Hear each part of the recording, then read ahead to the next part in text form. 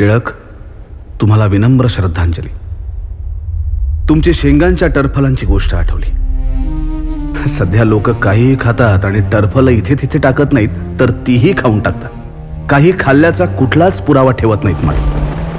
तुम्ही सार्वजनिक केलेला गणेशोत्सव खूप लोकप्रिय होतोय दिवसेंदिवस. प्रत्येक गल्लीचे बोळाचे स्वतंत्र राजे झाले. तुम्ही लिहिलं गीता रहस्य.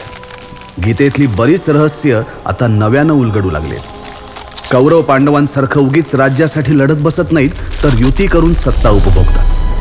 टिळक, आता केसरी या शब्दाचा अर्थही कळत नाही कुणाला. गर्जना करणाऱ्या कुठल्याच सिंहाचा भरोसा उरला नाही. सांगता येत नाही कधी कुणाच्या ताटाखालचं मांजर बनून जाईल. आजच्या तरुणांना हिंदुस्थानच्या स्वातंत्र्य लढ्याची फारशी माहिती नाही. मग कुठले टिळक आणि कुठलं काय? तुमचं पुण्यस्मरण करणारी ही आमची शेवटचीच पिढी बहुतेक.